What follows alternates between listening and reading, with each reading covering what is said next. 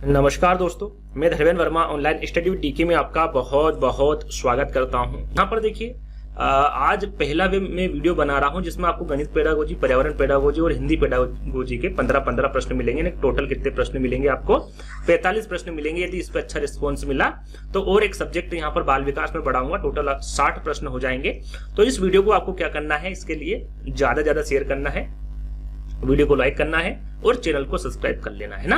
यहाँ पर 45 प्रश्न मिलेंगे। मॉक टेस्ट के हिसाब से ये प्रश्न रहेंगे। प्रश्न में 4 प्रश्न पढ़ेंगे, 4 विकल्प पढ़ेंगे। जब तक आपको आंसर देना है कमेंट्स के माध्यम से अपनी कॉपी में भी लिख सकते हैं और अंत में बताइएगा कि भाई गणित पेडागोजी में से 15 में से कितने नंबर आए हैं ना, इसमें से 15 में से कितने नंबर आए, 15 में से कितने नंबर आए हिंदी पेडागोजी। इस प्रकार से आपको कमेंट्स के माध्यम से अंत में बताना है ना। तो सबसे पहले बात करेंगे हम गणित पेडागोजी के 15 प्रश्नों के बारे में। तो यहाँ पर पहला प्रश्न है, देखिए तथ्यात्मक प्रश्न मैंने यहाँ पर ज्यादा रखे हैं, व्यवहारिक प्रश्न आगे आपको मिलेंगे।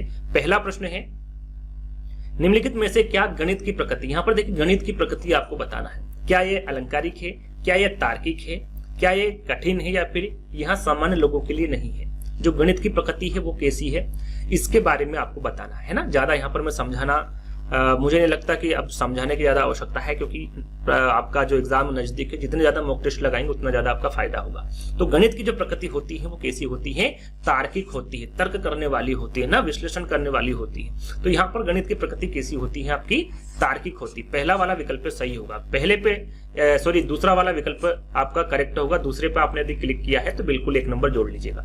दूसरा प्रश्न है, गणित सभी विज्ञानों का सिंह द्वार व कुंजी है। यह कथन किसका है? कथन भी पूछे जाते हैं आपके सीटेट एग्जाम में। तो कथन दिया गया है, जो गणित है वो सभी विज्ञानों का सिंह द्वार व कुंजी है। यह कथन किसके द्वारा कहा गया? क्या बेकन के द्वारा कहा गया, ड्यूइट के, स्किनर के या फिर कॉमेट के?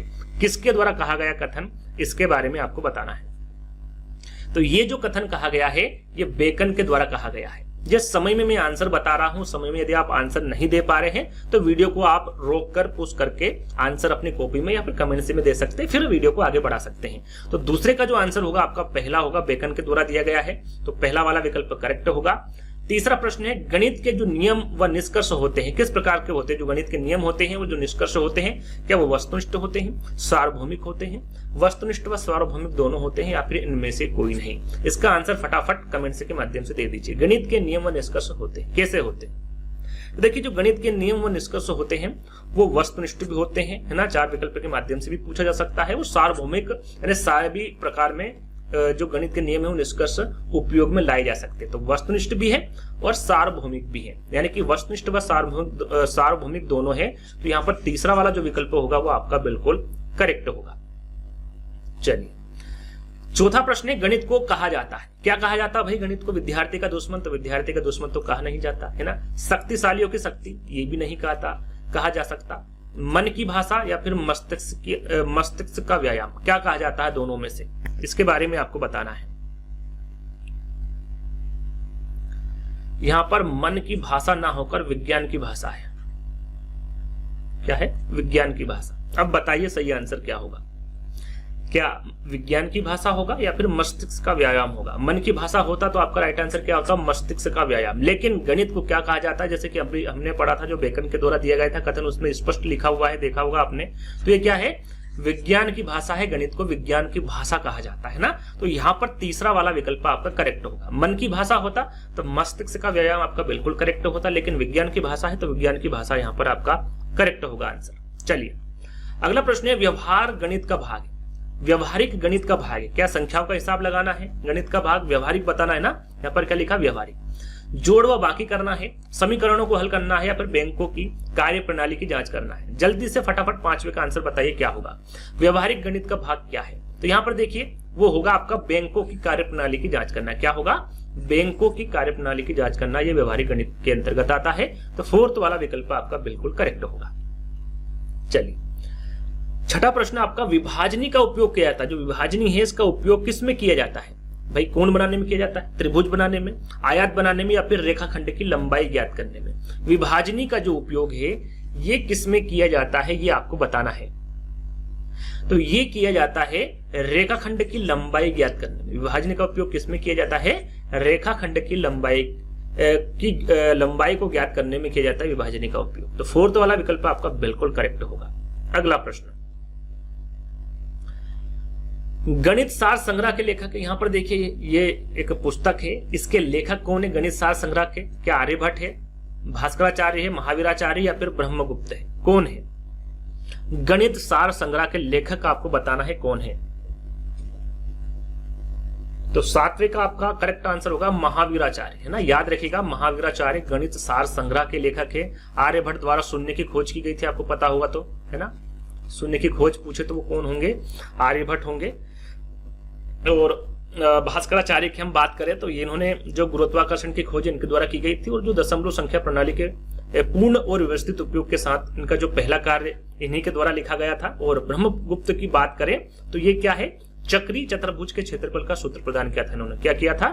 चक्री चतुर्भुज के क्षेत्रफल का सूत्र प्रदान करने वाले कौन थे? ब्रह्मगुप्त थे, है ना। इन चारों के बारे में आपको पता होना चाहिए। राइट आंसर आपका महावीराचार्य होगा।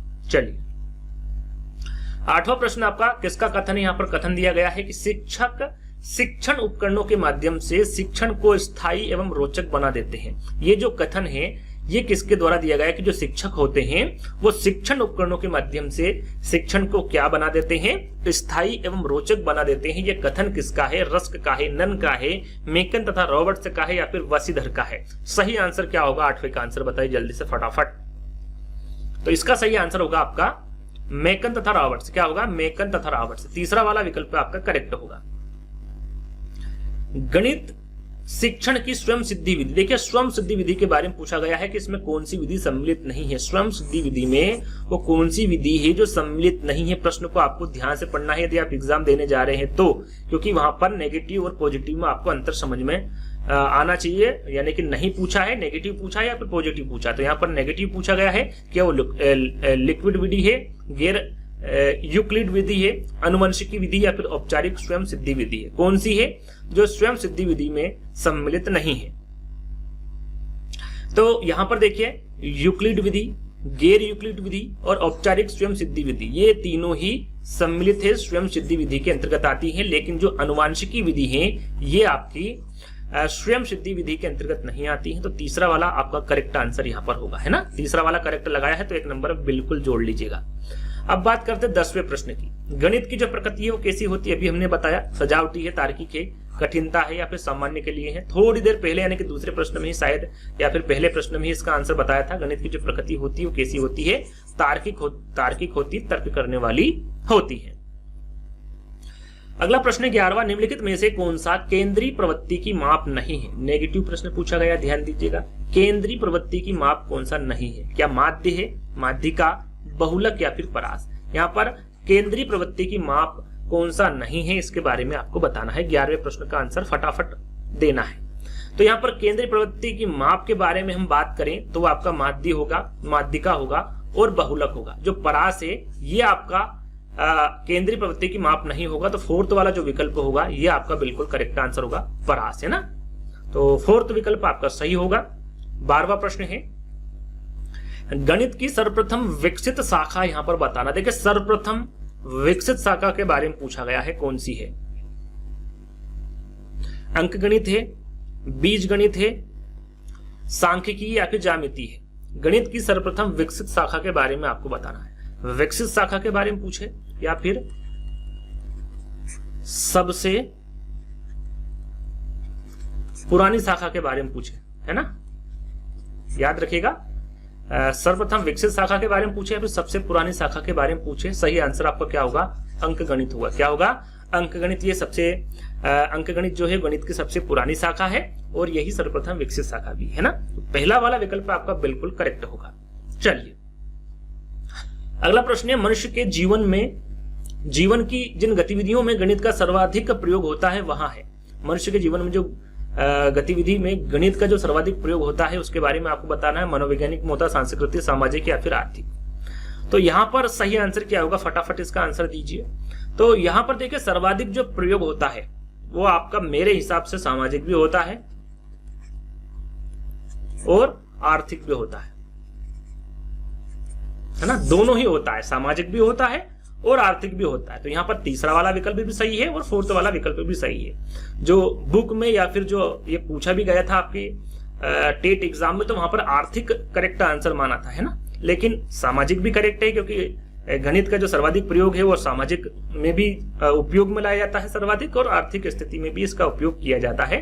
तो दोनों ही यहाँ पर करेक्ट होगा, है ना। चाहे तीसरा आप क्लिक करेंगे, फोर्थ क्लिक करेंगे, दोनों ही मेरे हिसाब से करेक्ट है। चलिए अगला प्रश्न है आपका, निम्नलिखित में से कौन सी विधि देखो सुनो और समझो के सिद्धांत पर आधारित है। देखो सुनो और समझो के सिद्धांत पर कौन सी विधि कौन से सिद्धांत पर आधारित है। प्रयोगशाला विधि है, प्रदर्शन विधि है, व्याख्यान विधि या फिर अनुसंधान विधि है।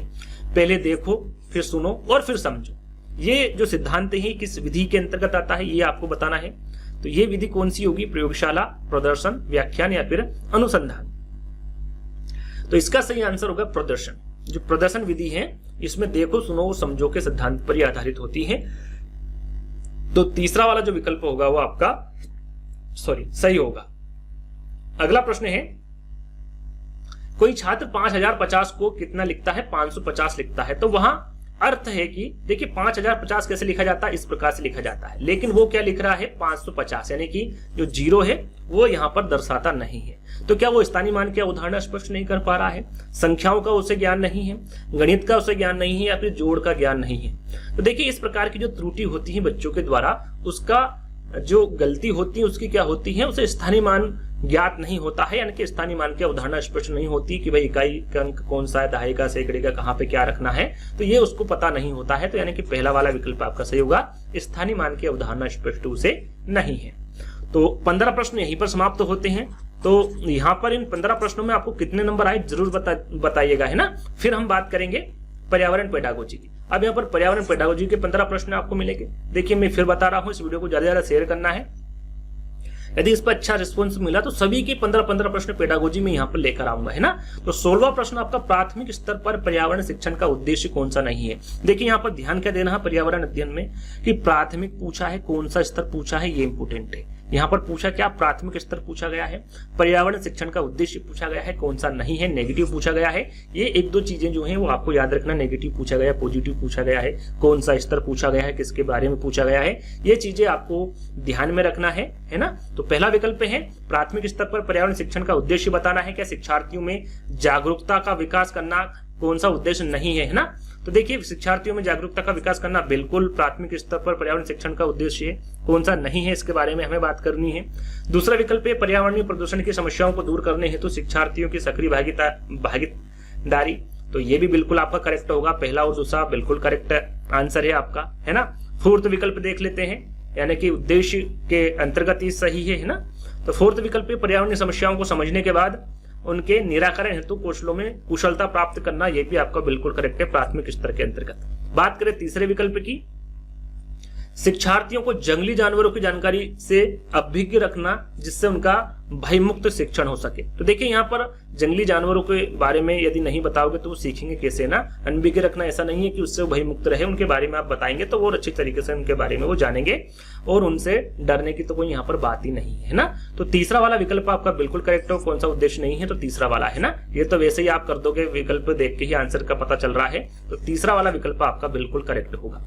चलिए अगला प्रश्न है पर्यावरण शिक्षण में परियोजना का सिद्धांत। यहाँ पर देखिए परियोजना का सिद्धांत बताना है। जीवन के समस्त अनुभवों का कुछ भाग परियोजना कार्य में प्रयोग करना है। शिक्षार्थियों द्वारा परियोजना कार्य स्वयं करके सीखना है। शिक्षार्थियों में सहचर्य द्वारा सीखने को क्षुब्ध करना है या फिर शिक्षार्थियों द्वारा साथियों का सहयोग प्रदान करना है। यहाँ पर परियोजना के सिद्धांत के बारे में आपको बताना है पर्यावरण शिक्षण में।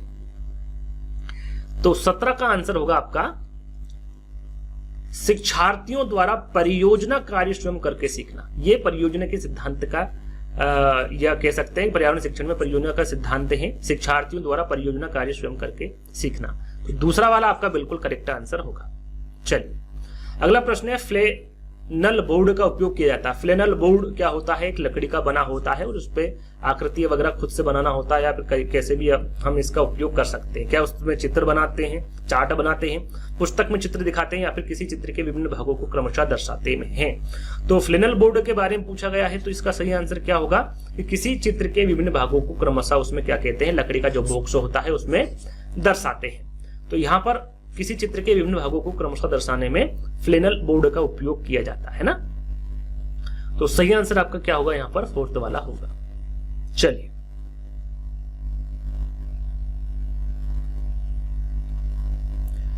विज्ञान अध्यापक द्वारा कक्षा में अधिगम सामग्री का उपयोग करते समय जिस महत्वपूर्ण बात को ध्यान में रखा जाए, वह बात आपको बतानी है कि विज्ञान के बारे में यहाँ पर पूछा गया है ना। ये भी ध्यान रखना है किसके बारे में पूछा जा रहा है। विज्ञान अध्यापक द्वारा कक्षा में अधिगम सामग्री है ना, सीखने वाली जो सामग्री है उसका उपयोग करते समय जिन महत्वपूर्ण बातों का ध्यान रखना है उसके बारे में आपको सही विकल्प का चयन करना है। देखिए, सुंदर सामग्री एवं रोचक सामग्री हो, सामग्री वास्तविक वस्तु से मिलती जुलती हो, सामग्री को थोड़े समय के लिए दिखाया जाए, सामग्री चित्र विस्तारक यंत्र की सहायता से दिखाए।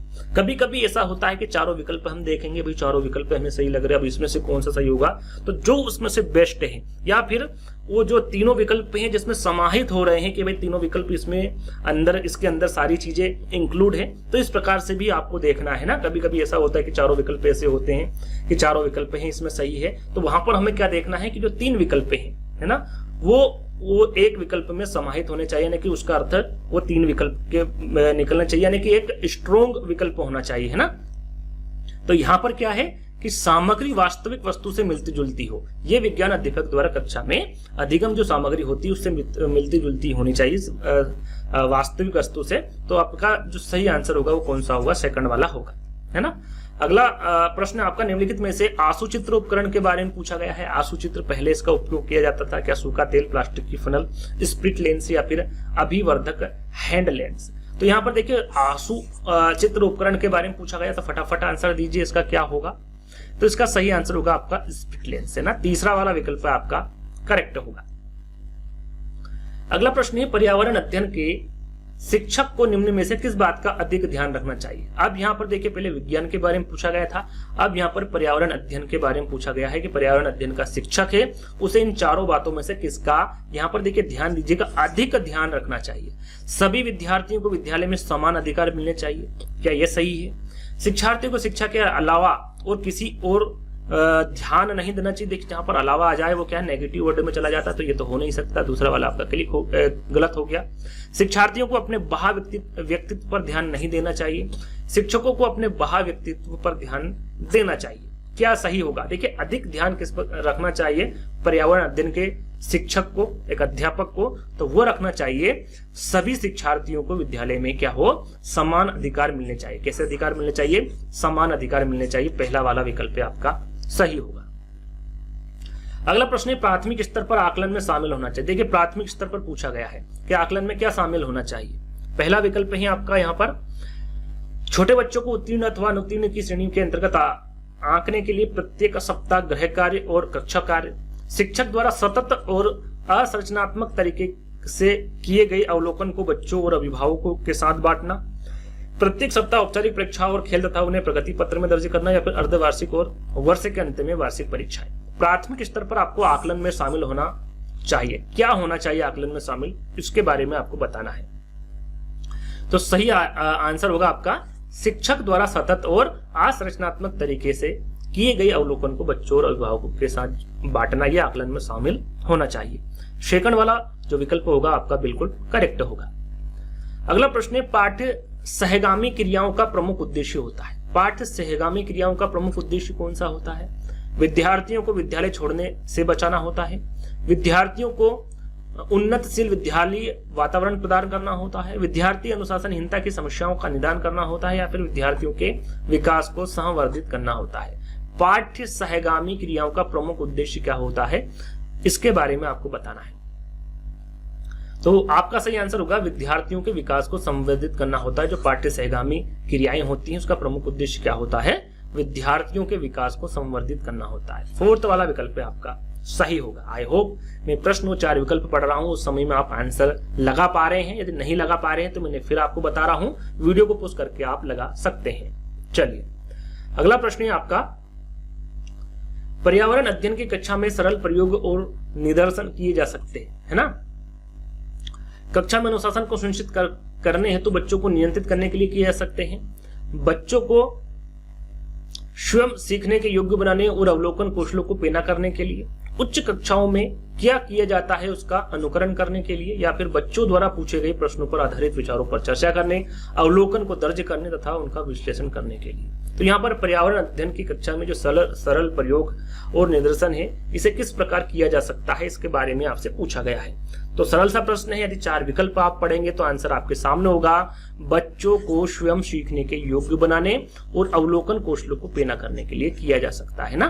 तो दूसरा वाला जो विकल्प होगा आपका बिल्कुल करेक्ट होगा, है ना। 1 अंक जोड़ लीजिएगा यदि आपने दूसरे विकल्प का चयन किया हो। तो नहीं किया है तो मत जोड़िएगा।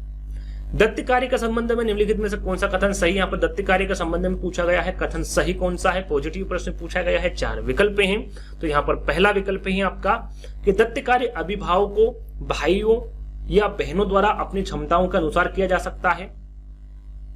प्रतिदिन विविधता और अभ्यास कराने के लिए कक्षा कार्य और फिर गृह कार्य के रूप में दत्त कार्य देने की आवश्यकता है।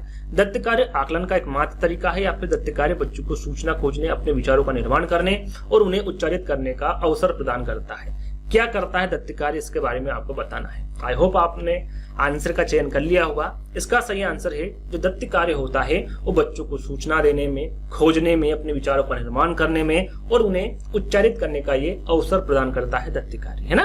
तो आपका सही आंसर क्या होगा, 4th वाला होगा। चलिए अगला प्रश्न है आपका, निम्नलिखित में से कौन सा प्राथमिक विद्यालय में पर्यावरण अध्ययन पढ़ाने का उद्देश्य निरूपित है। यहाँ पर देखिए प्राथमिक विद्यालय के बारे में पूछा जा रहा है कि प्राथमिक विद्यालय में पर्यावरण अध्ययन पढ़ाने का उद्देश्य क्या निरूपित है। विद्यालय में बच्चों के अनुभवों का बाहरी दुनिया से जोड़ना है, बच्चों को तकनीकी शब्दावली और परिभाषाओं से परिचित कराना है, पर्यावरण अध्ययन से संबंधित तकनीकी शब्दों का आकलन करना है या फिर अपने ज्ञान का विस्तार करने के लिए बच्चों को सूचना देना कि उन्हें कौन सी पुस्तकें पढ़नी चाहिए। यहाँ पर प्राथमिक विद्यालय से संबंधित प्रश्न पूछा गया है। मैं फिर बता रहा हूँ यहाँ पर क्या पूछा गया है, इस पर विशेष ध्यान देना है क्योंकि थोड़े से शब्दों में प्रश्न का जो उत्तर है वो बदल जाता है। तो प्राथमिक विद्यालय में पर्यावरण अध्ययन पढ़ाने का उद्देश्य यहाँ पर क्या निरूपित करता है, पूछा गया है। तो आपका करेक्ट आंसर होगा विद्यालयों में बच्चों के अनुभवों को बाहरी दुनिया से जोड़ना। किससे, बाहरी दुनिया से जोड़ना, यह आपका प्राथमिक विद्यालय में पर्यावरण अध्ययन पढ़ाने का उद्देश्य निरूपित करता है। बाहरी दुनिया के बारे में यहाँ पर करेक्ट आंसर होगा, है ना, पहला वाला विकल्प सही होगा। पर्यावरण शिक्षा का अर्थ यहाँ पर पूछा गया है। पर्यावरण शिक्षा का अर्थ क्या है, सभी को पता होगा, है ना। पर्यावरण के बारे में जानकारी एवं कुशलता विकसित करना, पर्यावरण प्रदूषण रोकना, पर्यावरण के संकट को पहचानना, पर्यावरण तकनीकी का विकास। 27 का सही आंसर क्या होगा। यदि इसका आंसर किसी बच्चे ने भी गलत दिया है तो मुझे लगता है कि उसे बहुत ज्यादा पढ़ने की आवश्यकता है। जो पर्यावरण शिक्षा के बारे में नहीं जानता, इन चारों विकल्पों में से आंसर नहीं दे पा रहा है, तो उसे बहुत ज्यादा पढ़ने की आवश्यकता है। देखिए पर्यावरण शिक्षा का अर्थ क्या, बहुत सरल प्रश्न है। पर्यावरण के बारे में जानना और कुशलता विकसित करना, है ना, सरल सा प्रश्न है। पहला वाला विकल्प आपका सही होगा। जिन बच्चों ने इसका आंसर गलत दिया है वो जरूर कमेंट्स करिएगा, है ना, याद से कमेंट्स करिएगा सर मेरा आंसर गलत है, और उनको बहुत ज्यादा पढ़ने की आवश्यकता है क्योंकि ये सरल सा प्रश्न है। इसका आंसर सभी को पता होना चाहिए। जो नहीं पढ़ता वो भी 4 विकल्प पढ़ते ही आंसर दे सकता है ना। बहुत सरल प्रश्न है। अगला प्रश्न है आपका, क्या अभिभावकों को अपने बच्चों को गृह कार्य करवाने में सहयोग देना चाहिए। क्या अभिभावकों को अपने बच्चों को गृह कार्य करवाने में सहयोग देना चाहिए। जब आप एग्जाम में बैठे, है ना, जब आप पेपर दे रहे हैं तो अपने आप को शिक्षक समझना, है ना, शिक्षक समझ के पेपर देना कि मैं यदि एक शिक्षक हूं और मेरे सामने बच्चा है तो मैं उसको किस प्रकार ट्रीट कर सकता हूं, कितना उसके बारे में अच्छा सोच सकता हूं। जितना आप अच्छा सोचेंगे बच्चे के बारे में उतने ही आपके जो प्रश्न हैं, है ना, वो सही निकलने के चांस ज्यादा अधिक होंगे ना। उसके बारे में जितना ज्यादा भला सोचेंगे, जितना अच्छा कार्य करने उनके उसको जितना अच्छा आप मानेंगे उतना चांस रहता है आपके जो सही आंसर है वो सही होने का, है ना। तो इसमें पहला विकल्प है हाँ, इससे अभिभावकों को अपने बच्चों की प्रगति का पता चल पाएगा। नहीं, यहाँ अभिभावकों पर अतिरिक्त बोझ है। नहीं, बच्चों को अपना गृह कार्य स्वयं करना चाहिए। या फिर हाँ, इससे बच्चे गृह कार्य अवश्य कर लेंगे। यहाँ पर यदि अभिभावक जो माता पिता हैं यदि अपने बच्चों का गृह कार्य करवा रहे हैं, उसमें सहयोग कर रहे हैं, तो आपके हिसाब से ये क्या है ना।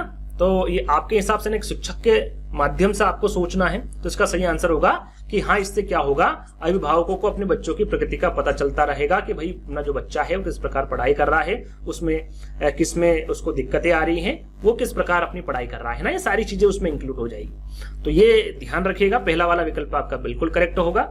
आगे हम बढ़ेंगे। सूक्ष्म शिक्षण के संदर्भ में कौन सा कथन सही है। यहाँ पर देखिए पॉजिटिव प्रश्न पूछा गया। सूक्ष्म शिक्षण के संबंध में छोटे पैमाने पर पढ़ाना ताकि अधिगम सुसाध्य हो सके, ऐसे स्तर पर पढ़ाना ताकि विद्यार्थी पर पाठ्यचर्या का बोझ कम हो, प्रभावी अधिगम शिक्षण के लिए अवधारणाओं को छोटे छोटे कौशलों में तोड़ना या फिर बहुत कम शिक्षण करना, सूक्ष्म शिक्षण, है ना। सूक्ष्म से आपको समझ में आ रहा है, सूक्ष्म ना छोटा, है ना। तो इसका सही आंसर क्या होगा, प्रभावी अधिगम शिक्षण के लिए अवधारणाओं को क्या करना, छोटे छोटे, सूक्ष्म यानी कि छोटे छोटे होते हैं ना, इनको क्या करना है, छोटे छोटे कौशलों में तोड़ना, है ना। तो तीसरा वाला जो विकल्प होगा वो आपका बिल्कुल करेक्ट होगा। चलिए, पर्यावरण अध्ययन को समेकित रूप में पढ़ाने के लिए किस विधि को अपनाना होगा। यहाँ पर जो समेकित रूप में पढ़ाने के लिए किस विधि को अपनाना होगा, इसके बारे में आपको बताना है। भाषा और विज्ञान को समेकित करना, वास्तविक प्रक्रिया को संकल्पनाओं के साथ एक करना, जीव विज्ञान, रासायनिक विज्ञान और भौतिक विज्ञान में समानता ज्ञात करना, या फिर तथ्यों एवं सिद्धांतों में संबंध स्थापित करना। पर्यावरण अध्ययन को समेकित रूप में, है ना, समेकित का मतलब होता है समान रूप में पढ़ाने के लिए किस विधि को अपनाना होगा, इसके बारे में आपको बताना है। तो इसका सही आंसर होगा वास्तविक प्रक्रियाओं को संकल्पनाओं के साथ एक करना, है ना। यहां पर जो सेकंड वाला विकल्प होगा ये आपका बिल्कुल करेक्ट होगा। चलिए, अगला प्रश्न है, और 30 प्रश्न यानी कि आपके जो पर्यावरण अध्ययन के 15 प्रश्न है वो यहीं पर समाप्त होते हैं। अब इन 15 प्रश्नों में आपको कितने नंबर आ रहे हैं कमेंट्स के माध्यम से बताइएगा, है ना।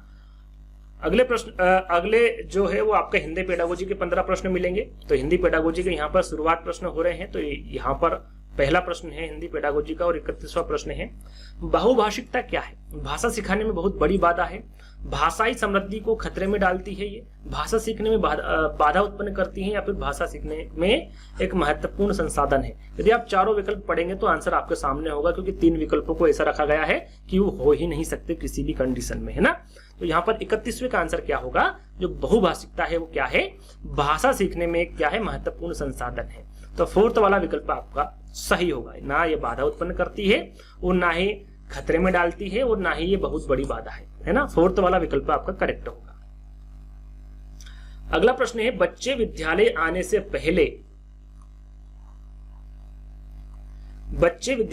पहले भाषा के चारों कौशलों पर पूर्ण अधिकार रखते हैं, है ना। बच्चे विद्यालय आने से पहले की बात की जा रही है ना।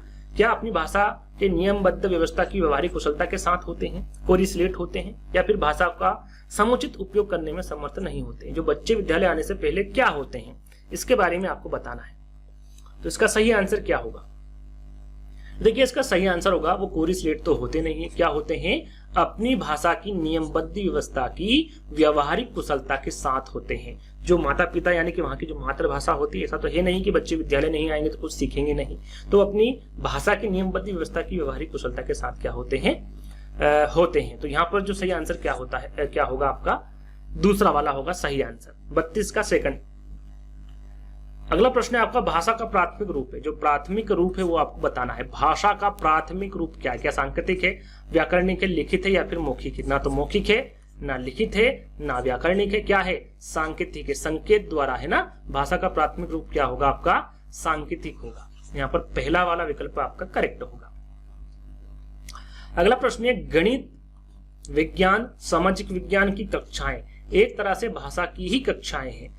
इस कथन के समर्थन में कौन सा तर्क सबसे कमजोर है। सबसे कमजोर तर्क आपको बताना है कौन सा है। 4 विकल्प हैं, आप आसानी से इनको पढ़ सकते हैं। तो पहला विकल्प है आपका, विभिन्न विषयों के शिक्षण में भाषा शिक्षण एक मुख्य उद्देश्य होता है। विभिन्न विषयों की अवधारणात्मक समझ की अभिव्यक्ति भी भाषा विशेष में होती है। विभिन्न विषयों की अवधारणा किसी भाषा विशेष में बनती है, या फिर विभिन्न विषयों के अध्यापन में भाषा साधन का कार्य करती है। तो यहाँ पर जो सबसे कमजोर होगा वो है भाषा साधन, है ना। विभिन्न विषयों के अध्यापन में जो भाषा साधन का कार्य करती है, ये आपका बहुत ज्यादा तर्क जो है वो सबसे कमजोर होगा, है ना। तो 4th वाला जो विकल्प होगा वो आपका करेक्ट होगा। अगला प्रश्न है, तमिल भाषा सुहेल प्रायः भजन को भजन कहता है। भाषा के शिक्षक के रूप में आप क्या करेंगे, है ना। जो सुहेल है वो तमिल भाषी है, तमिल का वो तो उसकी जो भाषा है वो कौन सी, तमिल है। यदि उसको हिंदी में भजन बोलना होगा तो वो क्या बोलता है, भजन बोलता है। तो भाषा के शिक्षक के रूप में आप क्या करेंगे, इसके बारे में आपको बताना है। सुहेल को उसकी त्रुटि के लिए डांटेंगे, आपको डांटना है नहीं, बिल्कुल भी किसी भी कंडीशन में बच्चों को कभी भी नहीं डांटना है। विकल्प में होगा तो नेगेटिव उसमें टैग वर्ड में चला जाएगा, इसको आपको सही नहीं करना है कभी भी। यदि नेगेटिव प्रश्न पूछा गया तो वहां पर ये आपका सही विकल्प हो सकता है, लेकिन पॉजिटिव में ये कभी भी सही नहीं होगा। दूसरा विकल्प है, तमिल और हिंदी भाषा का तुलनात्मक अध्ययन करते हुए महाप्राण ध्वनियों से युक्त भाषिक सामग्री का प्रयोग करेंगे। सुहेल को बताएंगे कि सही शब्द भजन है या फिर भजन शब्दों का बार बार उच्चारण करवाएंगे। क्या करवाएंगे आप? एक शिक्षक के रूप में आपको बताना है। तो यहाँ पर आप शिक्षक के रूप में क्या करेंगे भाई? आपका काम है कि भाई तमिल और हिंदी भाषा का तुलनात्मक अध्ययन करेंगे और उसे महाप्राण ध्वनियों से युक्त भाषिक सामग्री का प्रयोग करने को कहेंगे या फिर करेंगे, है ना। तो यहाँ पर क्या सही आंसर होगा? आपका सेकंड वाला होगा। चलिए अगला प्रश्न है, उपचारात्मक शिक्षण किस प्रकार का कार्य है? यहाँ पर देखिए उपचारात्मक शिक्षण के बारे में पूछा गया है कि जो उपचारात्मक शिक्षण है यह किस प्रकार का कार्य है? आदेशात्मक कार्य है, अनुदेशनात्मक कार्य है, नकारात्मक कार्य या फिर सैद्धांतिक कार्य है? उपचारात्मक शिक्षण किस प्रकार का कार्य है ये आपको बताना है। तो ये किस प्रकार का कार्य होता है? अनुदेशनात्मक होता है। याद रखिएगा, उपचारात्मक शिक्षण अनुदेशनात्मक कार्य होता है। सेकंड वाला विकल्प आपका सही होगा। अगला प्रश्न है, प्रभावमयता मौखिक अभिव्यक्ति की एक महत्वपूर्ण विशेषता है ना। निम्नलिखित में से किसमें प्रभावमयता का संबंध सर्वाधिक है? यहाँ पर सर्वाधिक पूछा गया है। जो प्रभावमयता है क्या है? एक मौखिक अभिव्यक्ति की एक महत्वपूर्ण विशेषता है। इसके संबंध में आपको जो सर्वाधिक महत्वपूर्ण कथन है प्रभावमयता से उसके बारे में आपको बताना है। विराम चिन्हों के उचित प्रयोग से अभिव्यक्ति में सम्यक गति, सरल व सुबोध भाषा का प्रयोग करना, वार्तालाप करते समय शिष्टाचार का ध्यान रखना या फिर सर्वमान्य भाषा के प्रयोग के साथ साथ अप्रचलित शब्दों का भी प्रयोग करना। तो यहाँ पर प्रभावमयता का संबंध सर्वाधिक किस विकल्प से है इसके बारे में बताना है। तो वो विकल्प होगा आपका पहला वाला, विराम चिन्हों के उचित प्रयोग से अभिव्यक्ति में सम्यक गति करना, है ना। जो पहला वाला विकल्प होगा वो आपका सही होगा। अगला, प्रभावमयता मौखिक अभिव्यक्ति की एक महत्वपूर्ण विशेषता है। जो प्रभावमयता है क्या है? मौखिक अभिव्यक्ति की एक महत्वपूर्ण विशेषता है। इसमें आपको बताना है कि निम्नलिखित में से किससे प्रभावमयता का संबंध सर्वाधिक है। यहाँ पर सर्वाधिक संबंध किस विकल्प से है इसके बारे में आपको बताना है। क्या विराम चिन्हों के उचित प्रयोग से अभिव्यक्ति में सम्यक गति करना, सरल व सुबोध भाषा का प्रयोग करना, वार्तालाप करते समय शिष्टाचार का ध्यान रखना या फिर सर्वमान्य भाषा के प्रयोग के साथ साथ अप्रचलित शब्दों का भी प्रयोग करना। तो यहाँ पर देखिए, जो प्रभावमयता का संबंध सर्वाधिक है वो किससे है? पहले वाले विकल्प से, यानी कि विराम चिन्हों के उचित प्रयोग से अभिव्यक्ति में सम्यक गति प्रदान करना। यहाँ पर जो पहला वाला विकल्प होगा वो आपका बिल्कुल सही होगा। अगला प्रश्न है, हिंदी विषय के मूल्यांकन हेतु वस्तुनिष्ठ प्रश्न पद्धति। यहाँ पर देखिए, जो वस्तुनिष्ठ प्रश्न पद्धति है इसके बारे में पूछा गया है कि इसकी आवश्यकता का मुख्य कारण क्या है। क्या छात्रों को अंक देना सरल तथा अधिक विश्वसनीय होता है? वस्तुनिष्ठ प्रश्न कैसे होते हैं? जिस प्रकार से मैं पढ़ा रहा हूं, 4 विकल्प आपको दे दिए जाते हैं, वहीं वस्तुनिष्ठ प्रश्न होते हैं ना। छात्रों को संपूर्ण पाठ्यक्रम का अध्ययन नहीं करना पड़ता है, छात्रों को मौलिक अभिव्यक्ति का पूर्ण अवसर प्रदान होता है, छात्रों की लेखन शैली एवं भाषा शैली की पूर्ण जानकारी प्राप्त हो जाती है। तो वस्तुनिष्ठ प्रश्न पद्धति की आवश्यकता का मुख्य कारण क्या होता है? आपका छात्रों को अंक देना सरल तथा अधिक विश्वसनीय होता है। चाहे आपके हिंदी विषय में पूछे, पर्यावरण में पूछे, गणित में पूछे, किसी में पूछे, आपका राइट आंसर क्या होगा? छात्रों को अंक देना सरल तथा अधिक विश्वसनीय होता है ना। पहला वाला विकल्प आपका सही होगा। अगला प्रश्न है, आजकल इस बात पर अधिक जोर दिया जाता है कि छात्रों में विषय वस्तु को रटने की प्रवृत्ति को कम करने के लिए प्रश्नों का निर्माण किया जाए। किस प्रकार के प्रश्नों से बालक में रटने की प्रवृत्ति को बढ़ावा मिलता है? यहाँ पर पूछा क्या गया है ये आपको ध्यान देना है कि किस प्रकार के प्रश्नों में बालकों में रटने की प्रवृत्ति को बढ़ावा मिलता है। वो कौन से प्रश्न है? अति लघु उत्तरी प्रश्न है, वस्तुनिष्ठ प्रश्न है, निबंधात्मक प्रश्न या फिर वैकल्पिक प्रश्न है जिसमें रटने की प्रवृत्ति को बढ़ावा मिलता है। उस प्रश्नों के बारे में आपको बताना है।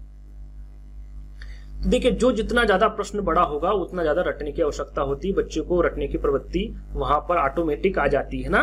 तो निबंधात्मक जो प्रश्न होते हैं वो काफी बड़े होते हैं, उनको रटने की प्रवृत्ति बच्चों में ज्यादा पाई जाती है ना, उनको रट लेते हैं। तो निबंधात्मक जो प्रश्न होते हैं ये बालकों में रटने की प्रवृत्ति को बढ़ावा देते हैं या फिर इससे मिलता है ना। तो तीसरा वाला जो विकल्प होगा वो आपका करेक्ट होगा। शिक्षक कक्षा में उदाहरण प्रस्तुत करता है, फिर समान लक्षण वाले अंशों के कार्य एवं गुण निकलवाता है, उसके बाद उसका अभ्यास कराता है। शिक्षक द्वारा अपनाई गई विधि कहलाती है। देखिए, पहले वो क्या कर रहा है? समान लक्षण वाले अंशों का कार्य एवं गुण निकलवाता है, उसके बाद उसका अभ्यास भी कराता है। तो ये जो विधि है ये कौन सी विधि है? आगमन विधि में होता है, प्रयोग विधि में, समवाय विधि में या फिर खेल विधि में? उस विधि के बारे में आपको बताना है ना। 40 का आंसर क्या होगा? जल्दी से कमेंट्स करके इसका सही आंसर बताएं। देखिए, पहले वो समान लक्षण वाले अंशों के कार्य एवं गुण निकलवाता है, फिर उसके बाद उसका अभ्यास भी कराता है। तो ये कौन सी विधि कहलाती है? प्रयोग विधि कहलाती है। कौन सी? प्रयोग विधि, है ना। सेकंड वाला विकल्प आपका बिल्कुल करेक्ट होगा। अगला प्रश्न है, हिंदी भाषा की पाठ्य पुस्तक में लोकगीतों को शामिल करने का कौन सा उद्देश्य सबसे कम महत्वपूर्ण है? मैंने आपको क्या कहा है, प्रश्न को हमेशा ध्यान से पढ़ना है ना। सबसे कम महत्वपूर्ण क्या है, उद्देश्य कौन सा है ना हिंदी भाषा की पाठ्य पुस्तक के लोकगीतों को शामिल करने का? लोकगीतों के संबंध राज्यों की जानकारी देना, लोकगीतों की रसानुभूति है, लोकगीतों के माध्यम से भारत के सांस्कृतिक विशेषताओं से परिचित कराना है, या फिर लोकगीतों की भाषिक विशेषताओं से परिचित होने का अवसर मुहैया करवाना है? क्या है सही आंसर, ये आपको बताना है। देखिए, यहाँ पर सबसे कम महत्वपूर्ण बात पूछी जा रही है, तो सबसे कम महत्वपूर्ण बात कौन सी है? लोकगीतों से संबंध राज्यों की जानकारी देना, है ना। यह सबसे कम महत्वपूर्ण है, यानी कि सबसे कम महत्वपूर्ण उद्देश्य है लोकगीतों को शामिल करने का हिंदी भाषा की पाठ्य पुस्तकों में। तो पहला वाला जो विकल्प होगा आपका बिल्कुल करेक्ट होगा। अगला प्रश्न है, भाषा की प्रकृति के संबंध में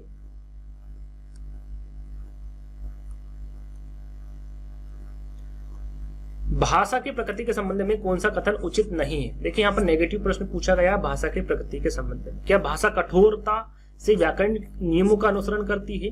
भाषाएं एक दूसरे के सानिध्य में फूलती फलती हैं? भाषाएं एक नियमबद्ध व्यवस्था है? या फिर भाषा का जितना अधिक प्रयोग किया जाएगा उतनी ही भाषा पर पकड़ मजबूत होती जाएगी? यहाँ पर कौन सा कथन उचित नहीं है, इसके बारे में आपको बताना है। तो यहाँ पर देखिए, सही आंसर होगा आपका भाषा कठोरता से व्याकरणिक नियमों का अनुसरण करती, तो कठोरता से नहीं करती, है ना।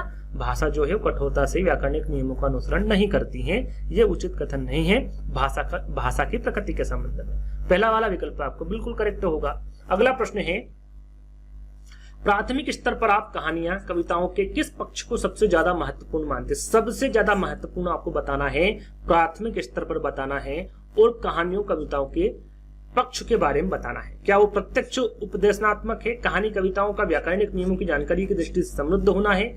घटनाओं, शहरों, पदों में दोहराव है? प्रतिष्ठित लेखकों की कहानियों एवं कविताएं बच्चों को पढ़ाई जाए? तो यहाँ पर देखिए, सबसे ज्यादा महत्वपूर्ण क्या मानते प्राथमिक स्तर पर कहानी कविताओं में? तो आप जितनी कहानी और कविताओं के बारे में बताएंगे, उसका दोहराव करेंगे, वैसे ही बच्चा अनुसरण करेगा, उसको सीख लेगा, है ना। तो सही आंसर क्या होगा? घटनाओं, शेरों, पदों को में दोहराव, है ना। कविताओं को जितना ज्यादा दोहराएंगे उतना अच्छे से बच्चा सीखेगा। तो तीसरा वाला विकल्प आपका बिल्कुल करेक्ट होगा।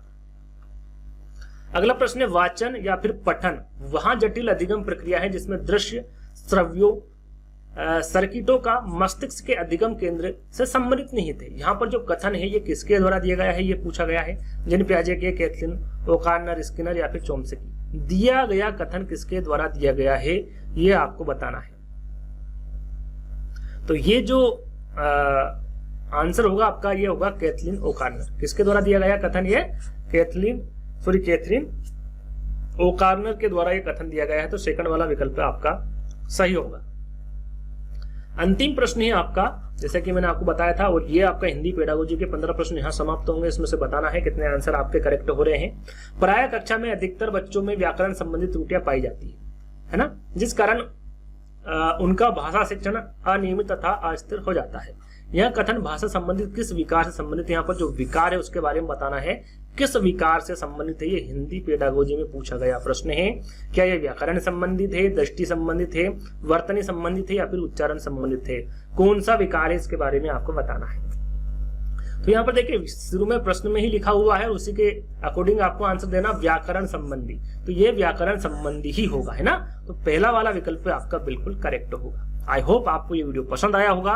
यदि इस 15 तो आपको बताना है, सबसे पहले आपको बताना है कि इन तीनों विषयों में कितने कितने नंबर आए, और टोटल भी आपको बताना है कि इन 45 प्रश्नों में आपको कितने नंबर आ रहे हैं, है ना। जो आपका वीक सब्जेक्ट है उसको और अच्छे से तैयारी कर लीजिएगा। अभी तो कैसा लगा कमेंट से माध्यम से बताना है। यदि आपने, तो आज का वीडियो यहीं पर समाप्त करते हैं। यदि आपको इसी प्रकार के और भी वीडियो चाहिए तो कमेंट्स के माध्यम से बता सकते हैं। तो जल्दी ही दोस्तों एक नई वीडियो के साथ मिलेंगे। जब तक के लिए धन्यवाद।